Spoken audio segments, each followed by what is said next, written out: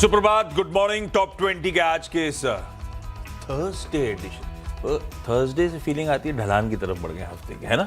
बिल्कुल सर, एक ही दिन बचा है। हाँ, तो वेडनेसडे पीक कर जाता है, उसके बाद थर्सडे से फीलिंग बेटर होने लगती है। और वैसे भी टफ वीक रहा है, सरदर्द कर दिया है इस कैश ने। खैर, आज भी एक इंपॉर्टेंट दिन है वैसे। आज सेंसेक्स के वीकली को, अब तक सेंसेक्स में क्या वॉल्यूम हुआ नहीं है बहुत ज़्यादा, तो सेंसेक्स कहने वाली बात है कि वो ज़्यादा बेहतर था। ज़्यादा बेहतर कैसे? पार्टिसिपेशन ही नहीं था, तो हिला ही नहीं वो मामला। खैर, आज एक्सपायरी डे है, देखते हैं कैसे परफॉर्म होता है, क्या मामला रहता है। पर गिफ्ट निफ्टी के क्यूज कह रहे हैं हम फ्लैटिश खुलेंगे, स्लाइटली इन ग्रीन, पर कुछ हद तक कल की क्लोज के एडजस्टमेंट्स हो रहे होंगे, तो आजकल की ओपनिंग और पहला फर्स्ट ऑफ द सेशन तो थोड़ा उसी में डूब जाता है। खैर, क्यूज कैसे हैं वो बता देता हूं क्विकली। यूएस के मार्केट्स में मिला जुला रुझान था, नैस्डैक वगैरह दबाव में आ गया क्योंकि वहां पे चिप स्टॉक्स में सेलिंग आई थी, एएमडी को लेकर प्रेशर माउंट हुए, तो मिला जुला रुझान था यूएस का हैंडओवर। डाउ अच्छा कर गया, ओल्ड इकोनॉमी वाला मामला। अब उसी नैस्डैक और चिप स्टॉक का दबाव एशिया में रिफ्लेक्ट हो रहा है, तो आपका कॉस्पी, आपका ताइवान, इवन आपका निकाई, वो सब आमतौर पे जब चिप स्टॉक वहां ठंडे पड़ते हैं तो ये भी गिर जाते हैं। तो एशिया रखिए क्विकली स्क्रीन पे, तो उसमें वही तीनों मार्केट्स आपको दबाव में, तो मिला जुला रुझान है। एशिया से कॉस्पी 4% के आसपास गिरा हुआ आपको नजर आएगा, यही रीजन है। अदरवाइज क्यूज एक तरफ ये है, ये क्यूज अपने लिए खराब है नहीं, इसको ऐसे पढ़ लीजिए। दूसरा इंपॉर्टेंट क्यू है कच्चा तेल रिलेटेड, वेस्ट एशिया रिलेटेड। उसके अपडेट से कहते हैं कि भाई ईरान और ओमान के बीच में शायद कोई एग्रीमेंट साइन होने वाला है जल्दी। और कहा तो ऐसे जा रहा है, रोज ऐसे ही कहा जाता है, एक दो दिन एग्रीमेंट होगा कि स्ट्रेट ऑफ हॉर्मुज से जहाजों की आवाजाही को लेकर करार हो जाएगा, तो आसानी से आवाजाही होगी, ऐसा कहा जा रहा है। हालांकि कच्चे तेल ने उस पर बिल्कुल रिएक्ट नहीं करा है, 80 पे छोड़ के कहते कल इन सब डेवलपमेंट्स के बीच में 80 पे ही खड़ा हुआ है। तो ये कहानी है। हाँ, एक चीज इंटरेस्टिंग है ग्लोबली कि बेस मेटल्स, प्रेशियस मेटल्स, वो side of the pocket massively out perform कर रही है। ऐसे में आज के टॉप 20 कौन से हैं, मूड कैसा है, नुपुर से समझ लेते हैं। Nupur, good morning. Good morning sir. काफ़ी क्लोज जा रहे हैं हम अर्निंग सीजन के, तो काफ़ी सारे स्टॉक्स रिएक्ट करते हुए नजर आएंगे। क्यूज देखे तो गिफ्ट निफ्टी ऑलमोस्ट 33 अंक ऊपर दिखेगा, पॉजिटिव है, कोई नेगेटिव खबर आई नहीं है ओवर द नाइट, तो क्यूज आपको पॉजिटिव दिखेंगे। इंटरेस्टिंगली सर, मैं आपकी सुबह की कमेंट्री सुन रही थी, तो आप कह रहे थे कि बीएसई वाले लोगों को नींद नहीं आई रात को क्योंकि आज सेंसेक्स की एक्सपायरी है और आज एक्सचेंज वाले भी परेशान है, उन्होंने एडवाइजरी जारी करी है ना, एडवाइजरी लेट नाइट जारी करी है क्योंकि आज वहां पर एक्शन देखने को मिलेगा। हालांकि क्लोजिंग की गैप तो कम होने लगी है, वो कैश का एडजस्टमेंट होने के बाद से। आज इंटरेस्टिंग ट्रेडिंग सेशन रहेगा, देखते हैं कहाँ क्लोजिंग होती है, कैसी एक्सपायरी का क्लोजिंग का गैप। अब जिस दिन वोलेटाइल सेशन होगा उस दिन वो गैप बड़ा होगा। कल तो वैसे भी कंसोलिडेशन टाइप फीलिंग थी दिन भर, पूरा तो इसीलिए शायद वो कैश वाला सेशन भी वैसे ही प्ले आउट हो गया। लेकिन तो जल्दी कहना मुश्किल है कि 3 दिन से नैरो डाउन हो रहा है, तो इसका मतलब है कैश एडजस्टमेंट अब कंफर्टेबल जोन में जा रहे हैं। किसी दिन फिर से स्पाइक हो गया, सारा एक दिन खराब हो जाएगा। लेकिन इंटरेस्टिंगली जितना दबाव था, हम इवेंचुअली क्लोज प्लस में ही हुए। तो वो सारी रिकवरी 117 पॉइंट नीचे थे, सब रिकवर कर गया, सब रिकवर कर गया। तो इंटरेस्टिंग रहेगा। 1 वीक का टाइम तो सबको देना चाहिए, एटलीस्ट आदत डालने में भी 21 दिन तो लगते हैं। आपकी जेबें गर्म रहनी चाहिए, ऐसा ना हो कि इस 1 वीक में हम ही नॉर्मल इंसान को तो कोई भी नई आदत डालने में 21 दिन लगते हैं, तो अज्यूमिंग कि सिस्टम को एक हफ्ते में शायद एडजस्ट हो जाए। तो देखते हैं नेक्स्ट वीक कैसा रहता है। लेकिन आज सेंसेक्स की एक्सपायरी है, तो वहाँ पे फोकस रहेगा। शुरुआत करती हूँ लिस्ट की। काफ़ी सारे नतीजे, काफ़ी सारे खबरें और काफ़ी सारे स्टॉक्स रिबाउंड आज करते हुए नजर आ सकते हैं। सबसे पहले औरोबिंदो फार्मा नतीजे आए हैं और नतीजे अनुमान से बेहतर आपको नजर आएंगे। मुनाफा देखें तो 25% की ग्रोथ यहाँ पर देखने को मिली है। रेवेन्यूज़ में 16% की ग्रोथ आती हुई नजर आई है। अनुमान 9,000 करोड़ के रेवेन्यूज़ का था, 9,150 करोड़ के आसपास दर्ज हुआ है। कामकाजी लेवल पे मुनाफा ऑलमोस्ट यहाँ पर 17% की ग्रोथ है। और मार्जिन भी देखें तो 20% के मार्जिन सुधर के 21% के इस क्वार्टर में आते हुए नजर आए। एक्सपेक्टेशन थी अच्छा क्वार्टर रहेगा, कंपनी ने अच्छा क्वार्टर डिलीवर किया है। हालांकि मैक्वेरी का कहना है कि कंपनी ने अपनी R&D कॉस्ट जो है क्वार्टर 1 में थोड़ी कम की है, उसकी वजह से मार्जिन एक्सपेंशन हुआ है। लेकिन यूएस में जो लोकल करेंसी सपोर्ट मिला है, 8% रेवेन्यू इंक्रीज उसकी वजह से आते हुए नजर आया। साथ ही साथ उसको सपोर्ट देने के लिए वॉल्यूम ग्रोथ और जो नए प्रोडक्ट कंपनी ने लॉन्च किए उसका एक बेस बनते हुए दिखा है। तो अच्छा क्वार्टर औरोबिंदो फार्मा के लिए। हालांकि कुछ समय में स्टॉक चला भी है, कल भी देखे तो 0.25% का अपटेक यहाँ पर देखने को मिला था, लेकिन हो सकता है फॉलो अप बाइंग अच्छे नतीजों पर देखने को मिले। अगला स्टॉक अच्छे नंबर्स के चलते फोकस में है PB fintech. Turn around quarter नजर आ रहा है। मुनाफा देखें तो ऑलमोस्ट 90% से ज़्यादा की ग्रोथ आपको दिखेगी। रेवेन्यूज़ 40% से ज़्यादा इस क्वार्टर में बढ़कर आते हुए दिखे।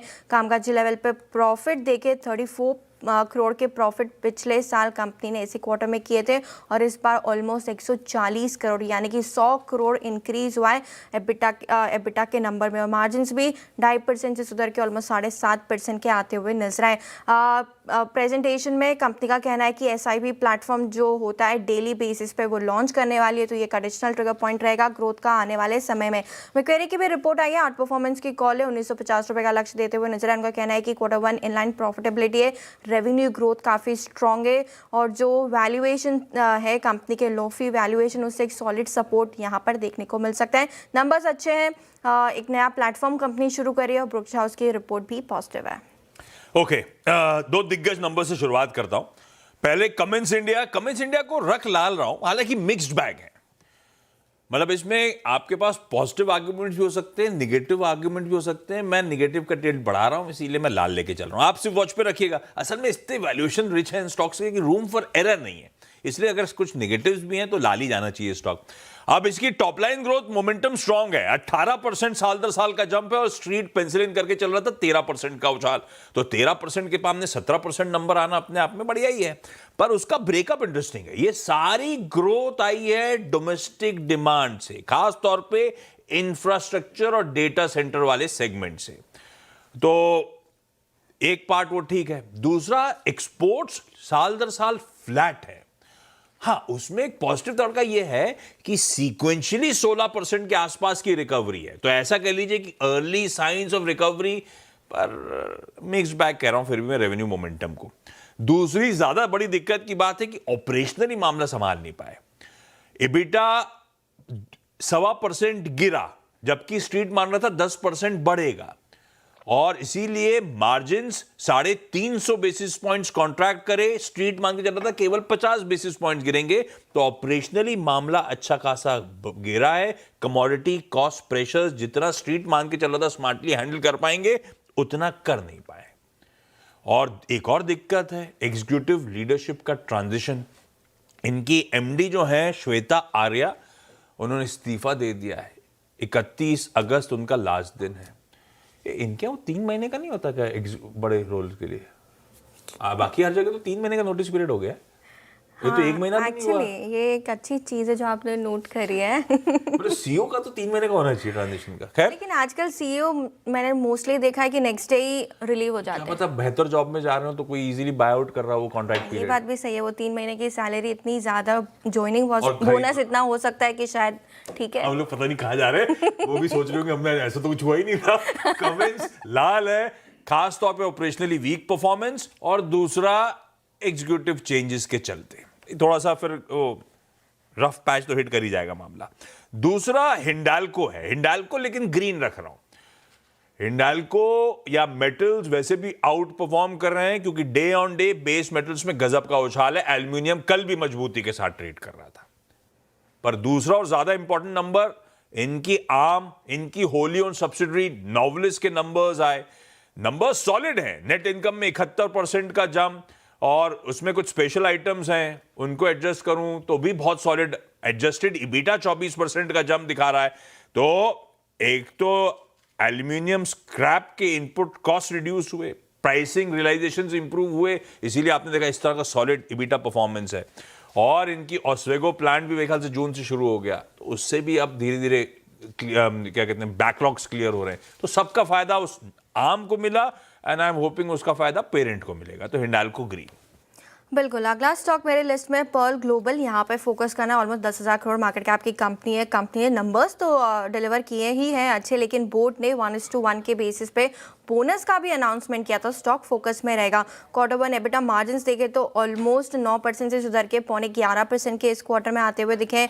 रेवेन्यू के फ्रंट पे देखें तो 1228 करोड़ से रेवेन्यू सुधर के 1530 करोड़ के आसपास आपको नजर आएगा। पर्ल ग्लोबल स्टॉक के बोनस के अनाउंसमेंट यहाँ पर देखने को मिली है। एक्सपेंशन अच्छा खासा देखने को मिला है कंपनी के जो प्रॉफिट्स है और कंपनी के मार्जिन्स में। तो स्टॉक आज बिल्कुल डेफिनेटली फोकस में आते हुए दिखेगा।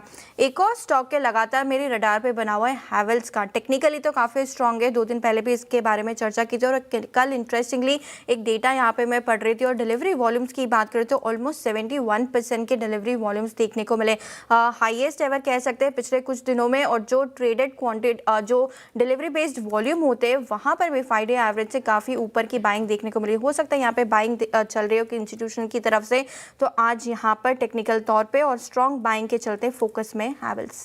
अच्छा, 2 लार्ज ट्रेड्स, जैसे अपडेट से वैसे कलर शेड है। अपोलो पाइप्स पहला, ये कल भी मेंशन करा था सुबह, क्योंकि परसों एक इंस्टेंस हुआ था प्रमोटर्स की बाइंग, तब मैंने कहा था कि एस गुप्ता होल्डिंग्स ने दोनों एक्सचेंजेस पे 2.25 लाख शेयर्स खरीदे, यानी कि कुल मिलाकर 4.5 लाख शेयर खरीदे थे। ऐसा कोई स्टॉक चला नहीं था, कल फ्लैट ही रहा था। तो हालांकि खबर पता नहीं, इसलिए आज भी ग्रीन है। और आज क्या हुआ, एक और प्रमोटर ध्रुव गुप्ता ने कल 2,35,000 शेयर्स और खरीद लिए, कल 536 के भाव पे। तो प्रमोटर्स की एग्रेसिव बाइंग है पिछले 2 दिनों से, जिसे मैप कर रहा हूं अपोलो पाइप्स, इसलिए रडार पे। अब इसको क्या आज ही ले लेना? नहीं, आपको देखना है, आप जब अपने शॉर्ट स्टॉक्स को शॉर्टलिस्ट करते हो ना पढ़ाई के लिए, तो जब प्रमोटर्स की बाइंग हो, बड़े इंस्टीट्यूशनल इन्वेस्टर्स चेक इन कर रहे हैं, तो एक रेडी शॉर्टलिस्ट है आपके लिए। उसके बाद आप अपोलो पाइप्स का पढ़ें अच्छा है कि नहीं है। अपने साल के हाइस पर ऑलरेडी आके खड़ा हुआ, ये भी ध्यान रखिएगा। पर हाँ, प्रमोटर्स की बाइंग है, आई एम अज्यूमिंग लंबी अवधि के लिहाज से, तो मैं ग्रीन ही रख रहा हूं इस स्टॉक को।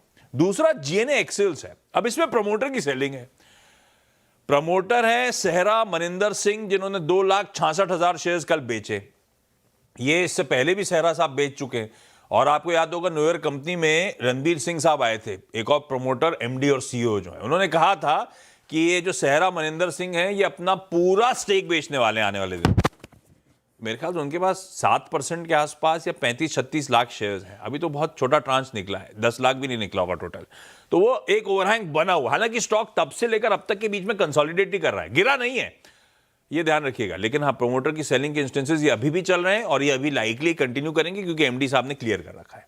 तो जीएनए एक्सेल्स को इस बीच लाल ही रखा है प्रमोटर की सेलिंग। तो ये देखिए लास्ट इंटरव्यू के बाद से वो वहीं फ्लैट लो लेवल्स पे खड़ा हुआ है। खैर, ये 2, एक बाइंग एक सेलिंग के इंस्टेंस। अगले 2 कौन से नंबर? बिल्कुल, अगले 2 एक बाइंग और एक सेलिंग का ही आपको दिखेगा। नायका कल एक यहाँ पे कमजोरी वाला सेशन था, नंबर्स नो डाउट बहुत अच्छे आए थे, लेकिन एक मुनाफा वसूली कह सकते हैं नंबर से पहले, क्योंकि लॉन्ग पोजीशंस देखने को मिली थी, तो ऑलमोस्ट 3% स्टॉक नीचे था। लेकिन हो सकता है आज रीबाउंड का सेशन यहाँ पे देखने को मिले, और जितनी भी ब्रोकरेज हाउस की तरफ से रिपोर्ट्स आती हुई दिखे, नो डाउट उन्होंने अपटिक ही यहाँ पे थम्स अप ही नंबर्स को दिया है। FY30 का गाइडेंस भी कंपनी ने साझा किया है, जो कि काफ़ी पॉजिटिव है, और आज एक रीबाउंड सेशन की एक्सपेक्टेशन नायका पर। लेकिन दूसरी तरफ जो स्टॉक पसंद नहीं आ रहा है, क्योंकि नंबर्स यहाँ पे कमजोर है और पिछले कुछ दिनों में काफ़ी रनअप देखने को मिला है, GE Vernova TND। यहाँ पे देखें तो ऑर्डर बुक में भारी मिस आपको दिखेगा, ऑलमोस्ट YOY बेसिस पे 30% की कमजोरी है ऑर्डर बुक के लिहाज से। रेवेन्यूज हालांकि 38% की ग्रोथ है, एबिटा पे 18% की ग्रोथ नजर आएगी, मुनाफा भी 24% की ग्रोथ है, लेकिन सबसे बड़ा मिस ऑर्डर बुक पे। अगर ऑर्डर बुक ही आपकी कमजोर हो रही है, तो आने वाले क्वार्टर में रेवेन्यू रिकॉग्निशन पर भी इम्पैक्ट आएगा। आगे चल के अगर ऑर्डर्स आपके कम है, तो आपकी रेवेन्यू भी कमजोर होती हुई दिख सकती है। और पिछले कुछ समय में अच्छा खासा रीबाउंड, अच्छा खासा मोमेंटम इन स्टॉक्स में दिखा है, तो हो सकता है आज यहाँ पे कमजोरी देखने को मिले। ओके, अगले 2 में एक तो कोहेंस लाइफ साइंसेस, सिर्फ खबर पे जा रहा हूं, अदरवाइज स्टॉक तो बहुत धुला हुआ है। मतलब कि ये एक बार साल का चार्ट उठाइएगा तो 1000 या 1000 प्लस के आसपास का स्टॉक था, ऑलरेडी 50% से ज्यादा करेक्ट हो चुका है, 425 के आसपास। तो है पिटा हुआ स्टॉक, लेकिन खबर खराब है तो लाल ही रख रहा हूं मैं स्टॉक को। खबर क्या है, यूएसएफडी ने इनकी हैदराबाद फैसिलिटी को इंस्पेक्ट करा था, जिसके बाद उनकी रिपोर्ट कार्ड आई, जिसे कहते हैं फॉर्म 483। उसमें 5 आपत्तियां सामने आई हैं। तो 5 ऑब्जर्वेशन सामने आए उनकी मैन्युफैक्चरिंग फैसिलिटी को लेकर, जिनको अब इनको सुलझाना पड़ेगा। खबर तो खराब ही है, मतलब ऐसे कह रहे हैं, वो क्या कहते हैं, वो एग्जाम दिया तो वो सप्लीमेंट्री आ गई, क्या कहते हैं, एटी क्या कहते हैं, तो ये वाला मामला है। तो पास हुए फेल हुए, अभी फंसा हुआ है मामला। तो कोहेंस लाइफ साइंसेज लाल रख दिया मैंने, अगला स्टॉक बदल दिया मैंने। डायरेक्टर साहब रुकिएगा, मैंने रखा तो वैसे था डेटामैटिक्स ग्लोबल, नंबर्स खराब थे, सीक्वेंशली देखते हैं, लेकिन उसमें वॉल्यूम है नहीं, तो किस तरफ पलटेगा ऊंट कहना मुश्किल हो जाता है, तो छोड़ देता हूं। LIC अहेड ऑफ नंबर्स नहीं कहूंगा, लेकिन मैं LIC को ग्रीन रख रहा हूं आज। मतलब अब हो सकता है नंबर खराब है, लेकिन इवेंचुअली LIC यहां से थोड़ा सा स्टेबलाइज होना चाहिए। 2 दिन हो गए, OFS निपट गया, सिमट गया, 3 आने वाले कई समय तक शायद इस तरह का कोई ओवरहैंग एटलीस्ट प्रमोटर यानी कि इस केस में सरकार की तरफ से नहीं आ रहा होगा, बाजार इस बात को मान के चल रहा होगा। और दूसरा, वो अब इंक्लूजन्स की तैयारी कर रहे होंगे ग्लोबल इंडेक्सेस में, तो LIC को अब यहां से वॉच पे रख लेते हैं ग्रीन टिल्ट के साथ।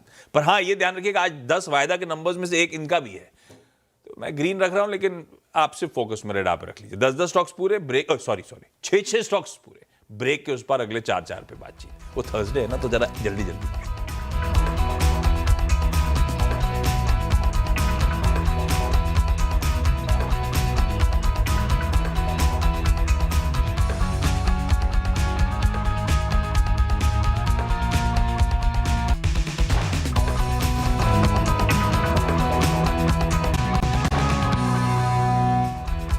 चलिए, तो स्वागत है आपका फिर से एक बार टॉप 20 में। लिस्ट को आगे बढ़ाते हैं और अगला स्टॉक आपको बर्जर पेंट मेरी लिस्ट में नजर आएगा। कल मार्केट क्लोज होने के समय इसके नंबर्स आए थे 330 से 340 के बीच, लेकिन मैनेजमेंट की कमेंट्री उसके बाद आती हुई दिखी थी और काफ़ी स्ट्रॉन्ग कमेंट्री यहाँ पे निकल के आई। इनफैक्ट जो ब्रोकरेज हाउस है वहाँ से भी पॉजिटिव ही आउटलुक यहाँ पे बनते हुए नजर आ रहा है। मैनेजमेंट का कहना है कि ऑलरेडी 5% का प्राइस हाइक कंपनी ने अक्रॉस द पोर्टफोलियो लिया है। अब आगे चल के जो प्राइस हाइक कंपनी ने लिया है उसकी वजह से वॉल्यूम पर कोई भी इम्पैक्ट देखने को नहीं मिला है, जो कि काफ़ी पॉजिटिव होता है, क्योंकि अगर प्राइस हाइक लिया है और डिमांड काफ़ी स्ट्रॉन्ग है तो पूरा प्राइस हाइक जो है इजीली पास ऑन हो जाता है। कंपनी का ये भी मानना है कि सितंबर क्वार्टर में ऑलमोस्ट 7.5 से 8% का प्राइस हाइक और लेती हुई नजर आएगी। रेवेन्यूज़ Q2 के बेहतर होंगे Q1 के कंपैरिजन में, और ड्राई डेज कम है, यानी कि मानसून कम है, तो पेंट कंपनीज के लिए काफ़ी पॉजिटिव हो जाता है। इस समय जो लैग नज़र आता है, इस समय जो काम रुकता है, वो इस क्वार्टर में नहीं देखने को मिलेगा। मॉर्गन स्टैनली की बात करें तो उनका भी यही कहना है कि काफ़ी अच्छा रहा है Q1, बेस काफ़ी स्ट्रॉन्ग है, Q2 का आगे चल के अच्छी खासी ग्रोथ देखने को मिल सकती है। एबिटा मार्जिन गाइडेंस जो है 15 से 17% का वो मेंटेन कर पाएगी कंपनी, और डीलर स्टॉकिंग जो है Q1 में या थोड़ी देखने को मिली थी प्राइस हाइक के पहले, लेकिन अब वो नॉर्मलाइज होती हुई नजर आ रही है। अगला स्टॉक है अरविंद। हाल ही में कंपनी ने अपना QIP क्लोज किया है, ऑलमोस्ट 500 करोड़ कंपनी ने रेज किए। कंपनी ने इसीलिए रेज किए कि जो अपना डेट है ऑलमोस्ट 1600 करोड़ का, उससे कम कर सके, और QIP में जो पार्टिसिपेशन देखने को मिला है वो काफ़ी स्ट्रॉन्ग है। काफ़ी इंटरेस्टिंग नाम यहाँ पे निकल के आए। डे टू डे फंडिंग के लिए इसका इस्तेमाल किया जाएगा और आगे चल के कैपेसिटी एक्सपेंशन भी कंपनी करती हुई दिखेगी। तो फाइनली QIP क्लोज हो चुका है, अच्छा खासा फंड रेज कंपनी ने कर लिया, और डी लेवरेजिंग जो है आने वाले क्वार्टर में आपको देखने को मिलेगी। ओके दो नतीजे, दोनों एन वाली कंपनी और दोनों बहुत solid, at least on the face of it performances. Neuland laboratories चला हुआ स्टॉक है, साल के हाईस पे खड़ा हुआ है, और टिकट साइज तो ऐसा है कि हम आप सिर्फ देख सकते हैं ज्यादातर लोग, पर नंबर अच्छे हैं इसलिए मेंशन कर रहा हूं। मतलब एक ब्लॉकबस्टर परफॉर्मेंस है, आय डबल होती हुई 120% साल दर साल का उछाल, इबिटा 550% का जंप, 34 करोड़ का बढ़ के 222 करोड़, 12% के मार्जिन बढ़कर 35% पे, तकरीबन 2300 बेसिस पॉइंट्स, 23% का मार्जिन में जंप, और मुनाफा 14 करोड़ का 148 करोड़, मतलब कहने के लिए तो 950% का जंप। तो है क्या है, आपका बेस फिक्स कॉस्ट है, और आपको अगर रेवेन्यू मोमेंटम पिकअप हो रहा है तो massive operating leverage kick in होती है, वही ये नंबर्स रिफ्लेक्ट कर रहे हैं। क्योंकि आपका आय 120% बढ़ी थी, वो परकुलेट होना नीचे जब शुरू हुआ तो मल्टीफोल्ड इंप्रूवमेंट देखने को मिलने शुरू हुए। इनका कस्टम मैन्युफैक्चरिंग बिजनेस में जो इनके लिए हाई मार्जिन है, उसमें बहुत अच्छा परफॉर्मेंस देखने को मिला, और एक्सपोर्ट मार्केट्स अच्छा कर गए जो बेहतर मार्जिन वाले। यूरोप में 220% का जंप है, यूएस में 200% का साल दर साल उछाल है। न्यूलैंड नैप्स के नंबर्स अच्छे हैं, अब भाव में कितना है वो बात अलग, नंबर्स के लिए थम्स अप है। नवीन फ्लोरीन के नंबर्स अच्छे हैं, आय इनकी 44% बढ़ती हुई नजर आई, और 1045 करोड़ रुपए के पार पहुंची है। मेरे ख्याल से पहली बार है क्वार्टरली रेवेन्यूज 1000 करोड़ रुपए के पार जाते हुए नजर आए। इबिटा उसके सामने 72% का जंप है, मार्जिन 28-28.5% वाले 34% पे पहुंचे। ऑपरेटिंग मार्जिन में वो कितना हो गया, करीब 550 बेसिस पॉइंट्स का इंप्रूवमेंट है। तो इनका असल में प्रोडक्ट मिक्स बेहतर हो रहा है, मिक्स इंप्रूव होने से मार्जिन और टेलविंड मिलते हुए। खैर, इसमें एक बस इन सब कंपनी के साथ अब ये आगे वो कच्चा तेल रॉ मटेरियल कॉस्ट प्रेशर्स उस पर नजर रखनी होगी। ये क्वार्टर्स तो बढ़िया ब्लो आउट रहे दोनों के लिए। अनूपुर, लास्ट दो कौन से? लास्ट जो आपने न्यूलैंड लैब्स की बात करी तो उसी के एक टाइप की है कंपनी ने ग्लैंड फार्मा के साथ, तो वो स्टॉक आज फोकस में रह सकता है। ग्लैंड फार्मा ने लॉन्ग टर्म स्ट्रेटेजिक पार्टनरशिप का अनाउंसमेंट किया है न्यूलैंड लेबोरेटरीज के साथ एपीआई मैन्युफैक्चरिंग का विशाखापट्टनम में। तो पॉजिटिव खबर ग्लैंड फार्मा के लिए भी, तो स्टॉक फोकस में रहेगा। न्यूलैंड के लिए भी, दोनों के लिए। लास्ट स्टॉक है शिल्पा मेडिकेयर। कल मार्केट के दौरान इसके नंबर आए थे, स्टॉक एकदम 14% शूट अप हुआ था, 12% ऊपर क्लोज भी हुआ है, लेकिन फ्रेश 52 वीक हाई पे कारोबार करते हुए नजर आ रहा है। और ब्रोकरेज रिपोर्ट फिलहाल आपको काफी पॉजिटिव दिखेगी। एंटिक ब्रोकरेज की बात करें तो 580 रुपए का लक्ष्य था, उसे बढ़ा के 870 रुपए का लक्ष्य कर दिया, तो काफी पॉजिटिव, क्योंकि रेवेन्यू ग्रोथ 45% की थी। टर्न अराउंड क्वार्टर रहा है कंपनी के लिए, लेकिन ऑलमोस्ट 11% ऊपर था, तो नजर रखें। लेकिन ब्रोकरेज हाउस की तरफ से व्यू पॉजिटिव है। नजर रखें। नजारा टेक्नोलॉजीज आज बोर्ड मीट है फंड रेजिंग और इक्विटी इशुएंस के जरिए। क्या आउटकम आएगा पता नहीं, पर नजर रख लेंगे। तो ग्रीन ही रख रहा हूं ahead of the board meet at least, जब तक आउटकम हाथ में नहीं है। और दूसरा, कल एल्यूमिनियम हमने हिंदाल्को में चर्चा करी थी, कॉपर रिकॉर्ड हाईज पे खड़ा हुआ है, हालांकि भाव में कैप्चर होना शुरू हुआ है। कल ये स्टॉक 8% हिंदुस्तान कॉपर उछाल के साथ ट्रेड कर रहा था, पर ओवरनाइट डेवलपमेंट्स और बेस में तेजी उछाल के आ रहे हैं, तो मैं इसको आज फिर इन ग्रीन रख रहा हूं। आप लोग से वॉच पे रख लीजिएगा। 10 स्टॉक्स पूरे, ब्रेक के उस पार टीम्स का रैप अप।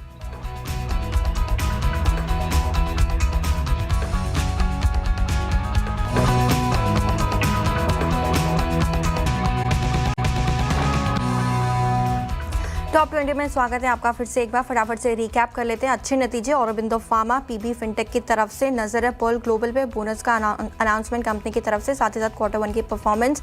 हैवेल्स और नाइका थोड़ा रिबाउंड यहाँ पर देखने को मिल सकता है। जीई वर्नोवा के नंबर्स ठीक है, लेकिन ऑर्डर बुक काफी कमजोर यहाँ पर देखने को मिली है।